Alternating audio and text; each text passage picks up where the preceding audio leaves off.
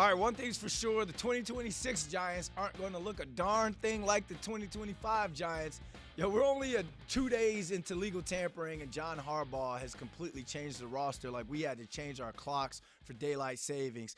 This is Blue Rush, so let's talk about Joe Shane and Harbaugh's moves with our NFL reporter for the Post, Ryan Dunleavy. Ryan, day one, there was a lot going on midday for the Giants.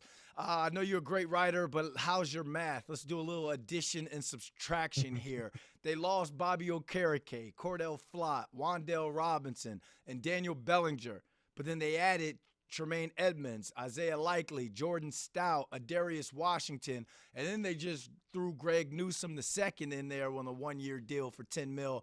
Are they in the positive or the negative? On paper, are the Giants better or worse than they were last week? They're definitely different. I mean, it's kind of a wash in my opinion. I can't say they're better. I mean, I would say it's a wash at this point, like maybe a little worse. They lost some really good players. I mean, if Cordell Flott's as good as he was last year and ascending, then they're worse. If it's Cordell Flott of the first 3 years, then they're probably better. If it's Tremaine Edmonds at his peak, then they're probably better. If it's Tremaine Edmonds that the Bears decided was cuttable, then they're probably worse. Like, depends what version of these guys you're getting. That's always the scary part of free agency, right? The Giants thought they were getting difference makers in Debo and Holland last year, and neither of them made a difference last year. So, it's always a crapshoot in free agency. Depends what version of the guys you're getting. I'm gonna take the cop out, Brandon, and say it's a wash. Tennessee's better though. They got three Giants and two Jets. The Titans are better. Yeah, it's like I was calling the Titans the new Nashville Titans because everybody from New York, it's like Florida. Everybody from New York goes down. The Snowbirds go down to Florida for the winter. Now it's like Brian Dable just went and cleaned house.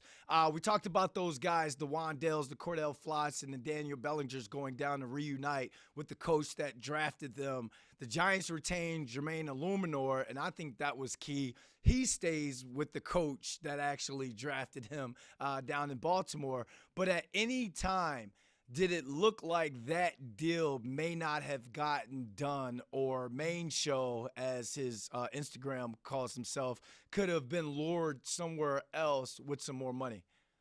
Yeah, I honestly, if you had asked me during the season, I would have said he was the least likely of the guys to return. That changed as the offseason progressed. It changed after Harbaugh was hired. That Harbaugh and Aluminor knew each other previously, have had some meetings leading up to free agency when the Giants could talk to their own guys, but nobody else.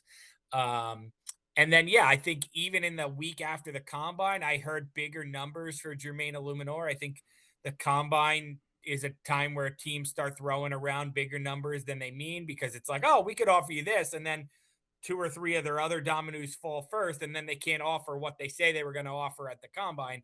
So, yes, I do think there was a time where it looked like he was going to leave. I do think he had other suitors. I've heard the Chiefs.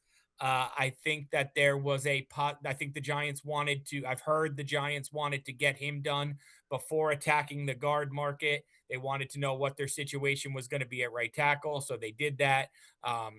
Aluminor wanted to stay. He definitely wanted a bigger contract than $13 million a year. I think that's a good bargain for the Giants. You're going to see like Rasheed Walker get a huge bag today somewhere to the former Packers tackle. And I don't think he's better than Jermaine Aluminor. He just happens to play on the left side and he's younger. I think Jermaine Aluminor was hurt a little bit by the fact that he got good here late in his career. And people are like, well, he's never been paid big before. We're just going to suddenly throw $20 million at a 31-year-old. I mean, if you watch the tape, he might have been worth it. So the Giants got a steal. I want to go back to the sign of the Greg Newsome signing. We talked about them losing Cordell Flott. Do you look at Greg Newsome as a starter or a depth piece? Right now, he's a starter because Deontay Banks is not going to be a John Harbaugh guy. So right now, he's a starter. I would like to see the Giants, if I, I'm not managing the cap. That's Donna Ponte's job. But if I could get creative, I would like the Giants to sign starting corner and make Greg Newsome, or at least sign a corner of Greg Newsome's caliber and let them compete to be the number 2 corner like Banks and Flott had to last year. Yes, I would like to see the Reek Woolen still out there, Nashawn Wright still out there. There's some pretty good corners still out there. I'd like to see them go do that, and then Newsome becomes like a luxury piece or whatever, especially because I don't think Banks is going to be here. So I think you need another corner in your top 3, maybe Newsome's 2 and the other guy's 3, or the other guy's 2 and Newsome's 3 is probably more preferable. So no, I don't think they're done. Newsome's the guy who's had some pedigree, was good in Cleveland early in his career. He's coming off a bad year and a half with the Jaguars and the Browns, got traded because of it, got benched in Jacksonville, but he's still only 26 and they guaranteed him $3 million. So I think that's a very good value sign by the Giants as well. Outside of corner, are there any other positions or maybe even free agents that are still on the board you think the Giants could or should go after? Yeah, they have to. I think they have to. Well, let's start with this, Brendan. I think the next thing they should do is address 2 of their own. Keep Micah McFadden, keep Greg Van Roten, get 2 cheap guys. McFadden coming off injury, Van Roten was only cost $3 million last year and played every snap. I would keep both of those guys as insurance policy. Maybe they start, maybe they're insurance backups. Like, we know they're good quality players and good human beings who are, for the most part, until McFadden's injury last year, durable guys. Like, we know what they are. I would pencil them in. I would resign them both. Between the 2 of them, it's probably not going to cost you $9 million. So that would be the next thing I do. And then if you're looking for the splash move, I think there's 2 places they could go. Wyatt Teller or some other guard that makes a Van Roten into a plan B, or fallback plan, swing guard. Or how about Romeo Doubs, as he's a big physical Harbaugh type receiver. I'm surprised he hasn't signed yet. He's somebody I heard the Giants were interested in at the trading deadline last year. How about Romeo Doubs for the Giants? And then all of a sudden, now it looks like you have the ability to throw the ball around, and it's not so pressing that Malik Neighbors is a 200 target guy. Well, if they don't get Romeo Doubs, there's all these reports about them being interested in Jags wide receiver Brian Thomas. That will reunite him with former LSU teammate Malik Neighbors. Any traction there from what you're hearing? All right. Did I mention, but as you were talking, Rick, did I mention Wyatt Teller? If I didn't mention Yeah, Wyatt you did. Teller You and the did. guard, You did. yeah, You did. okay. Yeah, Absolutely. Yep. to answer your Brian Thomas question, I don't know that he is available. I know that the Giants have checked in to see if he is available. I don't know that he's going to get traded. Let's say that. Right. You know how these games work, right? Yep. Oh, I'll take calls on anybody, right? Like, if you offer me 47 first round picks for Patrick Mahomes, maybe I'll consider trading Patrick Mahomes. So, like, I think they'll take calls on Brian Thomas. I don't know that he'll be moved.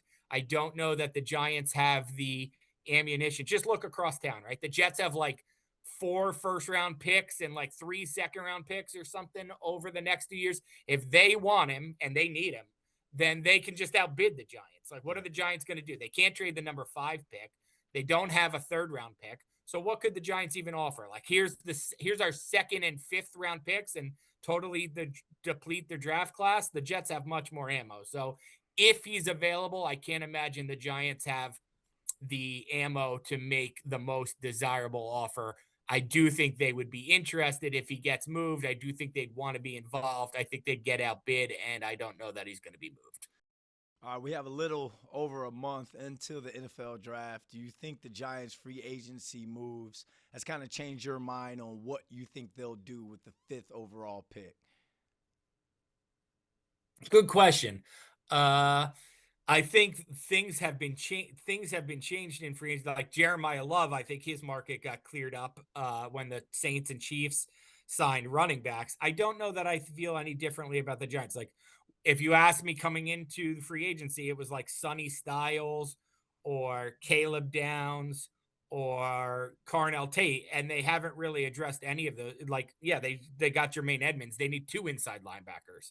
So until they sign McFadden or somebody better than McFadden, I'll Still think it's Sonny Styles. Caleb Downs at safety, maybe that's less likely, but I'm not going to say our Darius Washington changes you from, 10-time Pro Bowler Caleb Downs. No, I would say no. I would say nothing has changed my mind on what I still think it's this Ohio State guy, that Ohio State guy, or that Ohio State guy. Can never go wrong with the Buckeye. Ryan Dunleavy, man, appreciate you hopping on with us. Tell that to anybody who drafted Eli Apple.